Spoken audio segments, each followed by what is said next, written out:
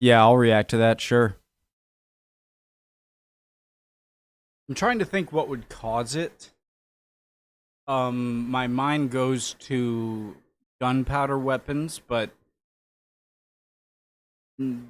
would they have been efficient enough in the Middle Ages if they had gunpowder weapons to really cause too much of a problem for cavalry? Could it have been just more pikes and like square formations that can hold off cavalry? I don't know. Let's find out, guys. San Roman History, fantastic channel. Original link to the video top of the description. My name's Connor. If you're new, preemptive like. Let's learn. The end of cavalry superiority lastingly changed the face of European warfare on the medieval battlefield of the 12th and 13th centuries, which might have looked like this. Heavy cavalry often defeated infantry armies quickly and decisively. When the front ranks broke, the cavalry could threaten the remaining infantry in the center and enemy archers farther back. Of course, battles did not always play out in this way, but when they did, they had disastrous consequences for the losing side. In this video, we discuss back. Of course, battles did not always play out in this way, but when they did, they had disastrous consequences for the losing side. In this video, we discuss how cavalry's long-held dominance on the battlefield was challenged in the 15th century by pure infantry armies, using the example of the old Swiss Confederacy, which played a key role in this development. Before we continue, none of this means... Wait, is pike the wrong word? Pike and spear aren't the same thing. Halberd? Halberd? No. A spear, a pike is a type of spear. So this is a pike. That's a spear. Is there a difference? The later French gendarmes, Polish winged hussars. I gotta shut up. Example of the old Swiss Confederacy, which played a key role in this development. Before we continue, none of this means that the later French gendarmes, Polish winged hussars, or German Black Riders were ineffective or unimportant. But from the 15th century on, heavy cavalry no longer reigned supreme on the battlefield in the same way they had done in the centuries before.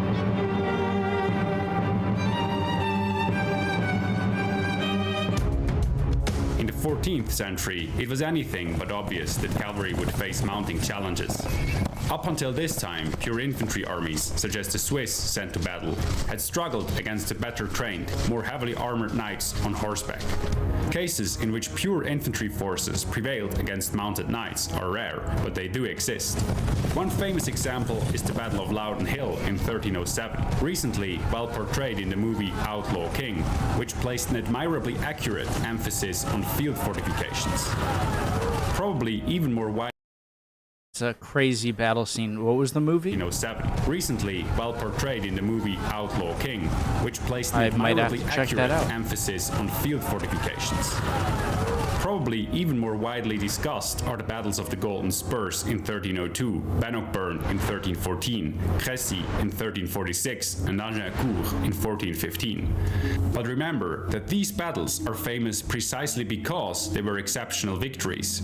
However, they were not won due to an inherent superiority of infantry, but rather because of terrain and other factors. For example, in the Battle of Golden Spurs, fought near the Flemish city of Kortrijk, the Flemish infantry entrenched themselves behind 3 rivers and made the terrain even more impassable by digging pits and trenches. On the swampy and impassable ground, the French knights were unable to play to their strengths. The Flemings cut them down in hand-to-hand combat and allegedly took 500 golden spurs from them, hence the name of the battle. At Agincourt, the English position. The knights still, I don't know how accurate the portrayal, perfect portrayal of this, but the knights, knowing there were ditches and then fortifications, still went forward. From them, hence the name of the battle. At Agincourt, the English positioned their dismounted knights in the middle of a boggy field and the archers on the flanks. They exploited the terrain by luring the French into charging their entrenched infantry lines and continually shot at them with their archers from the side before finishing them off in a bloody melee. This is well depicted in the movie The King. In the end, the battle degraded into a mud fight. In such battles, infantry armies relied on field fortifications, terrain, and long-range missile weapons to win against cavalry. In the late fortifications, terrain. In such battles, infantry armies relied on field fortifications, terrain, and long-range missile weapons to win against cavalry. In the late 14th and early 15th centuries, another, more reliable and far more cost-effective way of defending against cavalry was developed. Instead of relying on terrain or deploying dismounted knights and archers, as the English did at Crécy or Agincourt, the Old Swiss Confederacy used the tactic the Scots had used at Bannockburn in 1314. Indeed, they even improved upon it by deploying their men in a deep formation called Gewalthaufen. The literal English translation is crowd of force. This dense formation often Question. When were caltrops invented? Because if you were going up against an army who had a much superior number or quality or whatever cavalry than you, and you know that, and that could be a deciding factor, could you just like get a bunch of caltrops and then just throw them, or if you get there first, plant them, or just put them all along right in front of your soldiers? Of course, those can hurt you as well, but I'm saying if they have the better cavalry, then maybe like just like placing as many caltrops as you can. Am I being stupid here? By deploying their men in a deep formation called Gewalthaufen. The literal English translation is crowd of force. This dense formation often consisted of several thousand men armed with weapons such as swords, axes, and halberds. Its mass made it more resistant to cavalry charges and improved morale among the men. However, in the beginning, the Swiss faced similar problems as other armies. They too had to choose locations and circumstances of battles carefully. A famous example of such careful planning is the Battle of Murgarten in 1315, where the Swiss ambushed a Habsburg army in a bottleneck, so that it never had the opportunity to form up. Thus, at the beginning of the 14th century, the Swiss, like the Flemish and Scots, had to lure enemy cavalry into valleys, swamps, and dense forests to defeat them. Around the middle of the 15th century, the Swiss made an important adjustment. The historian Hans Senn explains that they increased the number of heavily armed men who were equipped with long pikes and formed the outer ranks of the pike square. These men wore half armor, which covered the vital parts of their bodies but was comparatively cheap and did not restrict. They don't seem to be... I would think, guys, that you would stick these in the ground. Like, if you're holding that, I mean, unless this thing goes all the way back here, but you would want to stick your end of the pike into the ground so that, and kind of tilt it up so that when a horse or whatever hits it, you don't have to brace it. It's just going to go further into the ground and create more resistance. Or maybe they do that when they're about to charge, but that would seem obvious their agility. To do. As simple as this sounds, it was indeed rather revolutionary, because now infantry could resist cavalry in the open field. Prior to this innovation, Swiss armies consisted mostly of lightly armored and poorly trained levies, often farmers, with all sorts of weapons, and therefore lacked both the arms and the steadfastness needed to confront cavalry. Now they used pikes of up to 6 meters, which outmatched the cavalry's land. 6 meters. That's like 20 feet? No, wait, no. 6 meters. Yeah, like 20 feet, 21 feet, something like that. Crazy long. In length. They used pikes of up to 6 meters, which out. And with the less trained soldiers, if you don't know when a cavalry attack is coming, a charge is coming, if you don't know to all immediately get together and hold firm, I'm saying something super obvious. Never matched mind. The cavalry. Then that's another downside. Lances in length and could deter the horses from charging the square. Of course, long spears were nothing new. They were already used by ancient phalanges and sporadically elsewhere in the Middle Ages. However, just because a late medieval pike square looked like an ancient phalanx doesn't mean they worked in the same way. The ancient Greek phalanges, as they were used by Alexander the Great, were mostly used in hammer and anvil tactics, the hammer being the cavalry.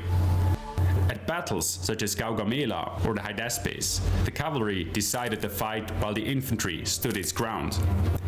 In contrast, the Swiss used the pike square without any cavalry support. Did they, like, go in more of a circle? Their infantry squares were not just the anvil, but also the hammer. For example, at the Battle of Laupen in 1339, one Swiss square formed a hedgehog to defend itself against repeated enemy cavalry charges, while the remaining infantry won the battle by charging the enemy foot head-on. Aren't you super vulnerable to archers, though, now? Because you're all in, you've got your spears out, I'm assuming not, maybe a shield too, I don't know. But I feel like this would be a good target for archers, maybe? Am I crazy? All right. After that, they could let me know. Remaining infantry won the battle by charging the enemy foot head-on. After that, they could turn on the enemy cavalry, which was still trying to break the hedgehog on the flank. Thus, the Swiss used the pike squares more offensively. They usually had a small number of skirmishers, archers and crossbowmen, later musketeers and arquebusiers, who operated freely around the formation, trying to break up enemy formations. In the event of an attack, they quickly retreated to the safety of the pike square. When facing cavalry, Swiss armies closed their ranks, lowered their pikes, and firmly anchored their rear in the ground to brace for the impact. In this formation, they then awaited the enemy onslaught. After the impact, when the attackers had lost their momentum, the pike square opened its front. I was gonna say, why aren't they shooting now? But they're gonna hit their own guys, so. After the impact, when the attackers had lost their momentum, the pike square opened its front and the halberdiers charged out to cut down the enemy in close combat. When fighting infantry, the Swiss charged with lowered weapons. How do you, like, organize all that in the heat of battle where everyone's screaming? I'm sure you practice it in military drills, but it's amazing that an army is so capable of pulling all of these maneuvers in the heat of battle. And, I mean, they must have done it successfully many times. In close combat. When fighting infantry, the Swiss charged with lowered weapons, so that their enemy, faced with a wall of pikes, had to choose between two evils, either charge and impale themselves, or retreat. The mass of the formation and its momentum usually was enough to break enemy formations on impact. Much of this was due to the Swiss mentality. The historian Hans Senn puts it almost poetically, quote, "This primal force of the wild farmer and herdsman, based on elementary aggressiveness, bestowed a terror-spreading impetus on the Swiss pike square," end quote. In retrospect, this primal force was of the wild farmer and herdsman, based on elementary the primal force of the wild farmers and herdsmen based on elementary aggressiveness bestowed a terror-spreading impetus on the Swiss pike square. Are they saying that, like, they're men of... He was a okay. Aggressiveness bestowed a terror-spreading... Like, we have these very strong-willed and just strong physically people, and we impose... impetus on the Swiss pike square, end quote. In retrospect, this primal force was glorified, especially in the nationalism of the 19th and 20th centuries. For example, this can be seen in the Swiss National Exhibition of 1939. Okay, yeah, so they were saying that, like, the Swiss are built different and we instill fear. Although the primal force factor has been exaggerated to an extent, primary sources suggest that the Swiss style of warfare was indeed characterized by an all-or-nothing mentality and a willingness to give one's life in battle. A famous example of this is the Battle of Grandson in 1476, in which the Swiss fought the modern Burgundian army, possibly the most feared military force at the time. The Burgundians were back. The Burgundians were once the most feared military force. Something I learned. New to me. Possibly the most feared military force at the time. The Burgundians were backed by an enormous war chest and organized similarly to the system the French used at the end of the 100 Years' War, the Compagnie d'Ordonnance. In 1476, the Burgundians captured the small fortress of Grandson on Lake Neuchâtel with a force of heavily armed knights, archers, footmen, and the most modern artillery of its time, and executed the garrison before Swiss reinforcements could intervene. When the Swiss army arrived, the Burgundians awaited them on a plain near the city. The Swiss pike square arriving first positioned itself on the battlefield and stoically endured the Burgundian artillery fire until the other squares moved up. Just as the last of the Swiss arrived and their charge began, Charles the Bold, Duke of Burgundy, had begun regrouping his troops. In that state of temporary disarray, the Burgundians were caught flat-footed by the Swiss charge and had no choice but to flee, leaving behind treasures of immeasurable value. Among them were the famous Three Brothers Jewel and the Sancy Diamond. A part of this treasure is still on display. I mean, that's obviously amazing, but what is this? Are those 4 avocados? Cannonballs? And 3 books? And is that obsidian or something? What am I looking at here? Obviously, a nice diamond. In Swiss museums today. This battle illustrates what is possibly the greatest strength of the Swiss army of the time. It was inexpensive, but could still take on the best of Europe's knightly forces.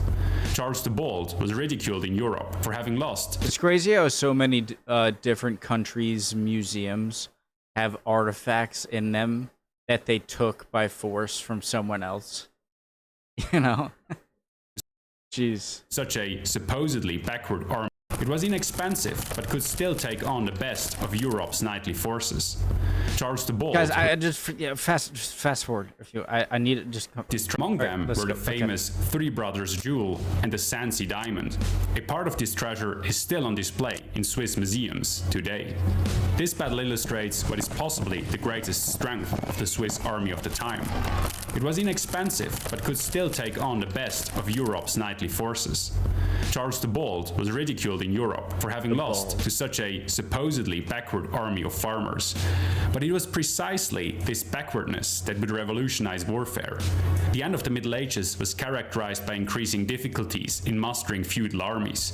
So the low-cost pike squares became a welcome alternative. Cavalry, however, did not remain static in this period.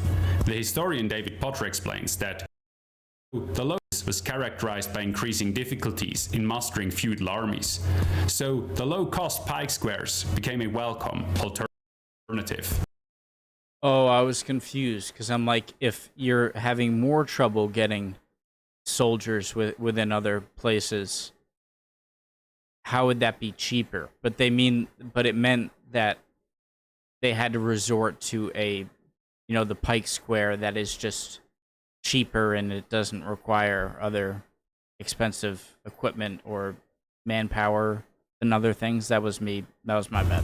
Cavalry, however, did not remain static in this period.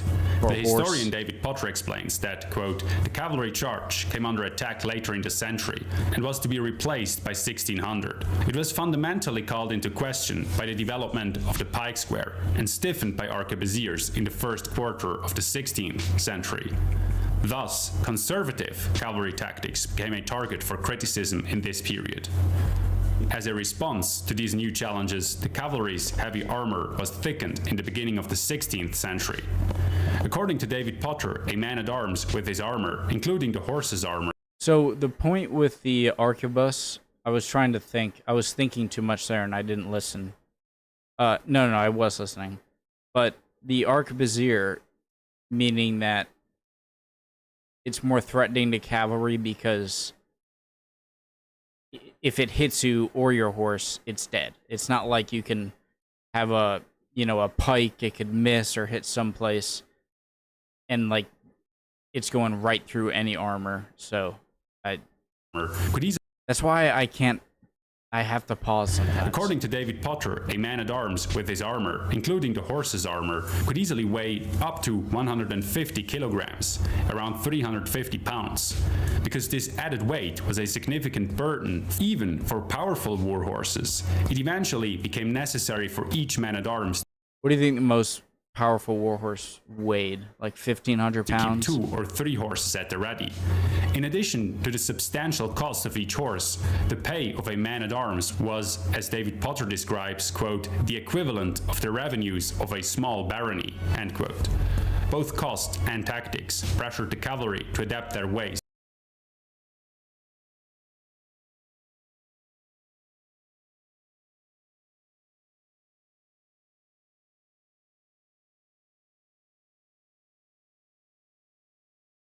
in the 16th describes, quote, the equivalent of the revenues of a small barony, end quote.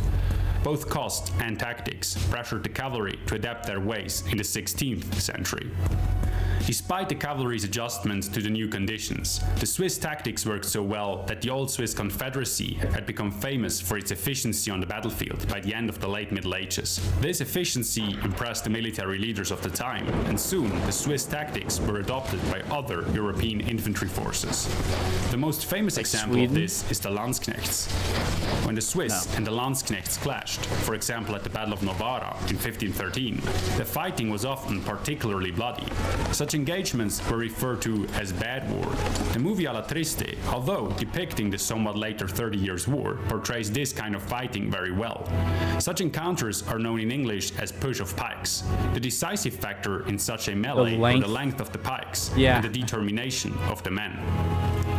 Due to when it comes down to it, it's quite literally my stick is longer than your stick, and it's gonna hit you. So I'm sure you have to balance. I'm sure. What trees would be the best wood for a long pike? Since you don't want it to bend too much, and you don't want it to be too heavy but sturdy. I'm curious what wood was the best for a pike. Their success, the Swiss quickly became sought-after mercenaries, serving in many European armies. It is said that they were so popular, some kings from the French house of Valois refused to go to war without a Swiss contingent. The Spanish king, Ferdinand of Aragon, even hired Swiss instructors to teach his soldiers and based his infantry formation on the Swiss system. In a letter to the town of Santo Domingo de la Calzada, he asks for a contingent of men who, quote, fight on foot in the manner of the Swiss, end quote. The Swiss soon paid the price for instructing the Spanish in their ways of war. At the Battle of Cerignola in 1503, some 9,000 men, mainly French cavalry and Swiss infantry, were shot to pieces. This is just around the time where the French are becoming, or not the French, the Spanish are becoming very, very strong, right? It's like the late 1400s, 15th century, 1400s, to maybe 1700 is probably when they become more irrelevant. Maybe even a little earlier. And the Portuguese as well. So just 1,000 men, mainly French cavalry and Swiss infantry, were shot to pieces by just 1,000 Spanish arquebusiers. Cerignola is considered the first battle in Europe won with gunpowder. The Swiss pike squares had met their match. In response, they also added small contingents of firearms to their arsenal. First one with gunpowder is super cool. But in response, they also added small contingents of firearms to their arsenal, but they were far too slow to adapt. With the emergence of heavy artillery and improved firearms, the Swiss Gewalthaufen, although not yet the Swiss mercenaries, were becoming increasingly irrelevant on the battlefield. Nevertheless, their innovations left a lasting impact on European warfare. Cavalry was no longer as dominant as in the Middle Ages. Just like the infantry, they were forced to adapt to the circumstances, expand their arsenal, and in the end, replace the lance with the pistol. By the middle of the 16th century, cavalry units, such as the German Black Riders, found new and cost-effective ways to deal with both conservative heavy knights as well as pikemen and musketeers. Following the Swiss example, the Landsknechts pike squares and the Spanish tercios. This guy. Following the Swiss example, the Landsknechts pike squares and the Spanish tercios skillfully combined pikes with firearms and artillery to dominate the battlefields of Europe in the 16th and 17th centuries. Thus began the age of pike and shot warfare. Great video. Main message I got from this video was that no one person changes warfare as much as you might think they do. Some contribute more, but it's all based on people before them and people in different countries that they all learn from each other. But this is super interesting. When I learn about, say, Gustavus Adolphus,